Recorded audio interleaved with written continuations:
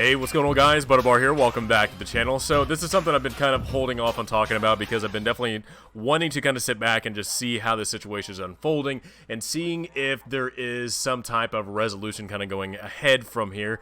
And I'm not gonna lie, I'm on the holy crap, are we about to have like a pandemic outbreak type moment? And if you guys don't know what I'm talking about the coronavirus that's kind of running rampant in China, but has been hitting a lot of other different countries, including the United States and Canada and Australia, Japan, Germany, just to name literally a few countries. And it's crazy to know of just how much misinformation and the lack of information that we're actually getting from not only the Chinese government, but also just not knowing what the hell is going on. So today I want to let you guys kind of know the three things that are really bugging me about this situation kind of going ahead from here.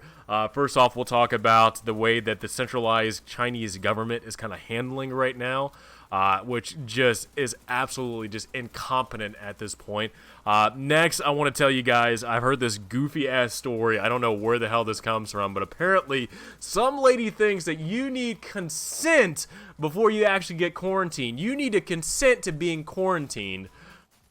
In a time like this, you can shove consent up your ass from what I'm concerned with. You're quarantined. You're quarantined. I don't really give a damn how you feel about it. If you've been somewhere where we need to quarantine you, tough shit. So we'll talk about that. And also, too, the last thing I want to mention is, as being a firefighter, we run, medical calls a lot. A majority of the calls that we run as firefighters are medical calls. I would say 80 to 90% of the calls that we get on daily basis are medical calls. And one of the fears right now is that with the way that this virus works, with the 2-week incubation period and the fact that you can infect people during this time, it scares the hell out of me because we run medical calls daily and people have, flu-like symptoms, or maybe they don't even have flu-like symptoms. Maybe they don't have symptoms at all, but we run people on a daily basis for medical reasons, and possibly we could even get infected and we don't even know. So it's kind of one of the fears that we have as first responders, that it's like, damn, man, we need to take this thing seriously, because if we don't,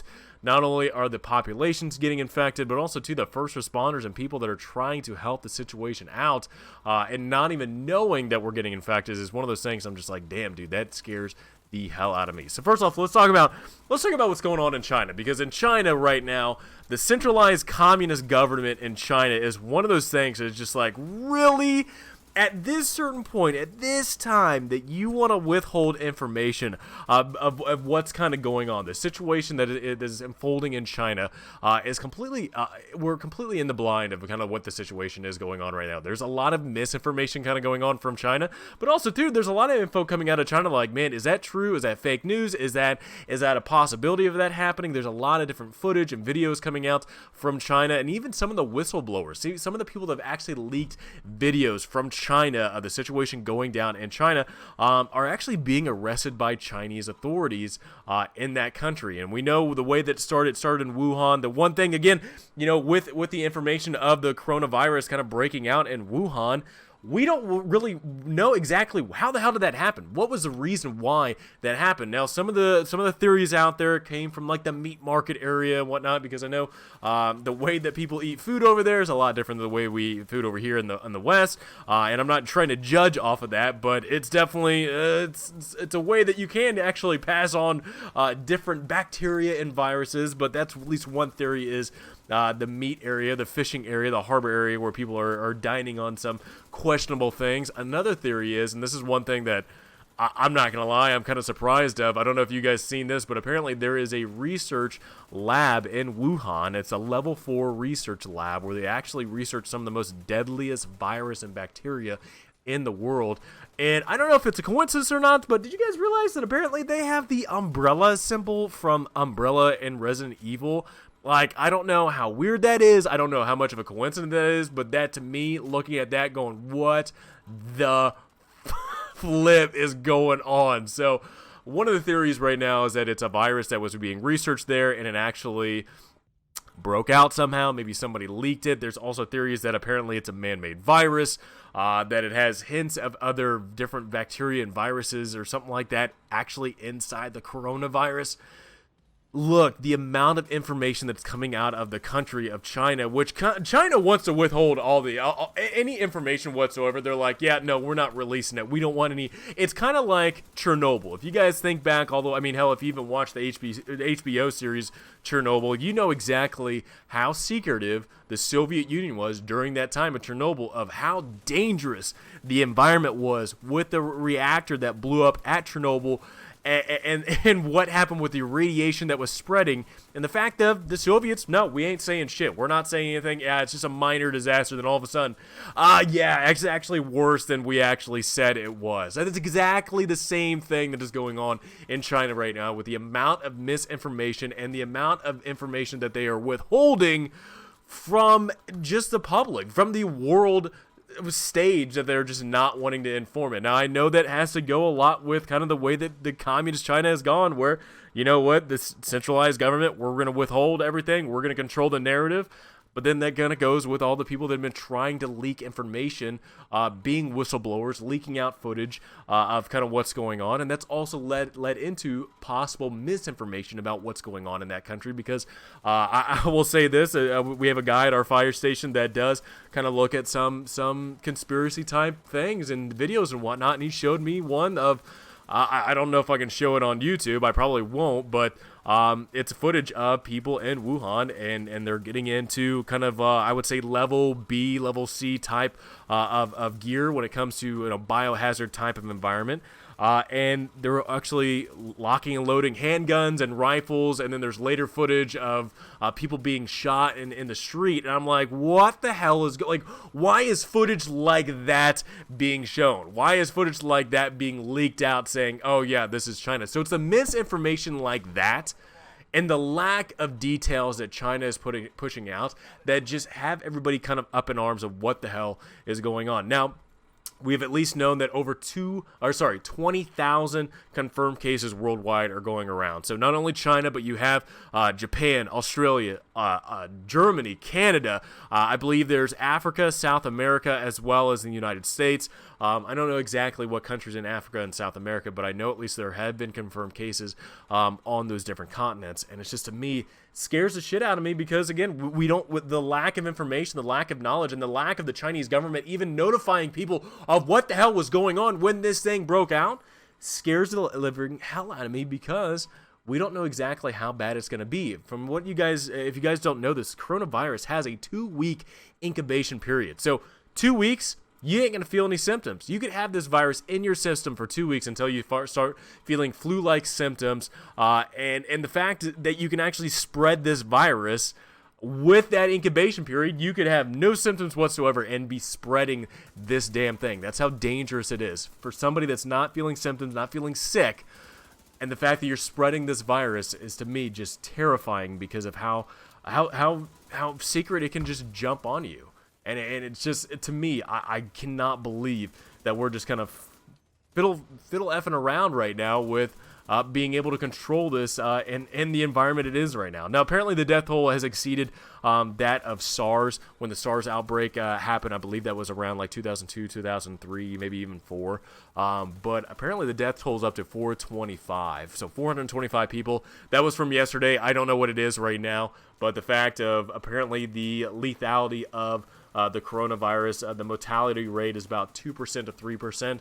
So 2 to 3% chance of being killed by the coronavirus. Now, if you want to kind of compare that to another thing, pretty much the flu. That's pretty much the flu is a good comparison to the coronavirus. The flu mortality rate, the possibility of dying from the flu is like a 0.096, or maybe it's even lower than that, and at 0.0096. I can't remember exactly what the number is, but that's how many people die from the flu. That's a mortality rate for the flu. So the coronavirus is way higher than the way the flu is with its mortality rate. Now, I'll also give you a comparison too. There was some research done from October of 2019 all the way to January of this year, and that 10,000 people have died from the flu. And if you guys don't know, apparently in the United States, the flu is actually pretty rampant right now. But apparently there's 2 different strands of the flu going on right now, that apparently like 14 million people have gotten the flu. recently. I don't know what the time frame is by that, but the flu is definitely going on right now. Now, apparently, if we have this coronavirus coming through, it's just gonna be insane to see what type of damage is on it. So it's insane to know kind of what is going on. I'm hoping that we find out more information. Hopefully China eventually comes forward with more information about what the hell is going on. But the fact of it's taking world organizations like, the World Health Organization or other countries out there to give out information about what the hell is going on is something that is just, it's insane to know that one country, because of the way that it runs things and wanting to control the narrative, similar to the reaction the Soviet Union did during Chernobyl, it's something that just scares the ever-living shit out of me that we don't even know something's going to happen until it might be too late. So another thing I want to talk about is the fact of so people, United States citizens, people that are wanting to leave China from Wuhan or different parts of China where a lot of the territories in China has been affected from the coronavirus. Apparently people wanting to get out.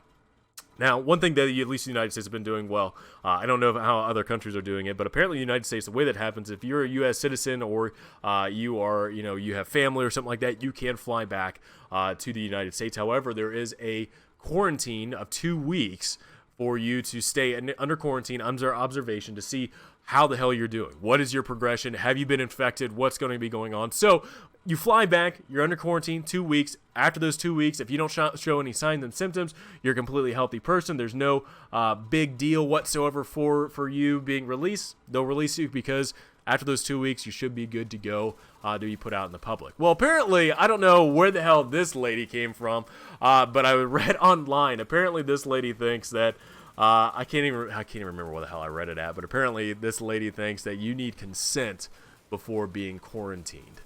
How insane is that? The fact that somebody thinks that you need consent. You need to know that it's okay with me to quarantine me. Even though I could be sick and passing it off to some people, you need to make sure it's okay with me before you quarantine me, federal government.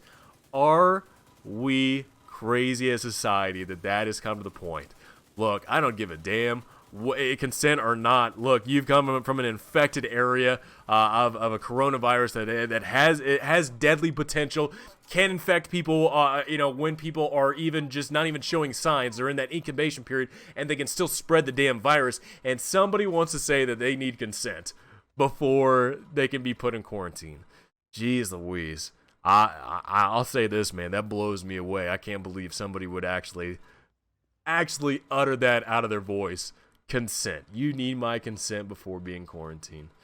Wow. Okay. Well, that's going to be one way that this thing gets spread. If somebody, they have to put consent in, you have to have my consent before you can quarantine me, even though I'm going to be infecting, 4, 5, 6 other people, and then they'll infect more people, and the people they infect will infect more people. That's how it's spread. So anyway, that just drove me crazy. I could not believe I actually saw something like that. So the last thing I'll talk about, as a firefighter, like I said in the beginning of this video, we run 80 to 90% of the calls that we run on a daily basis are medical calls. The other, 10 to 20% are fires that we will run. Car fires, house fires, stuff like that. One thing that at least been recently, the past couple of days that we've been doing, I've been wearing a face mask over me anytime we go on a call that somebody has flu-like symptoms, coughing and stuff like that. Because honestly, I don't know how hard it is to track people that have this coronavirus. Hell, there was news the other day. If you guys don't know, I'm in the Kansas City area. In Lawrence, apparently there was news that somebody had a possible corona infection, that somebody was infected with the coronavirus, and apparently it was, and it did turn out to be the case. But the fact of, holy crap, man, that's just down the street. That's in a couple of counties over from Kansas City, man. Stuff like that just scares the hell out of me. And it's being a first responder, somebody that is going to be meeting somebody that is sick at the front door of their house, and the possibility of getting infected, bringing that to the fire station, getting the other people, the crew of the fire station infected. They take it back to their home, and then the people at their home take it to other places, or you go to someplace else. Scares the ever-living crap out of me. And it's crazy to know that even though I would do this, I love this job. I love being a firefighter. It's definitely one thing that I enjoy, helping people out. And it's definitely the precautions that we have to take now with the fear of a coronavirus outbreak.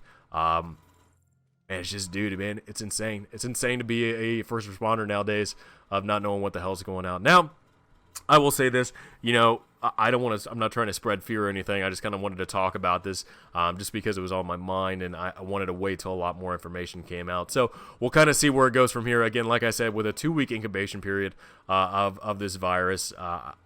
I don't know if it'll be spreading anymore. I mean, look, there's at least, I believe there's 12 to 14 cases of the coronavirus in the United States. New York, LA, Illinois, I think Washington State somewhere. It'll be insane. It's going to be insane. 2 weeks from now, we don't know where it's going to be at. It's going to be taken down a little bit more. I mean, hell, even China built makeshift hospitals in 10 days to apparently control the virus outbreak that they have in Wuhan. I don't think they did that for SARS, but apparently they're doing it for this now. So how serious is this outbreak going to be? So anyway, guys, I just wanted to talk about it, give you guys my opinion about what I think about the coronavirus. It's definitely insane. As somebody that is a first responder, definitely take precautions. Find any possible way to kind of protect yourself, whether that being, buying water, buying some type of, vitamin C pack, trying to stay healthy, trying to stay as clean as possible. Wash your hands, use hand sanitizers. I don't care, but try to watch out for yourself and try to keep yourself as protected as possible.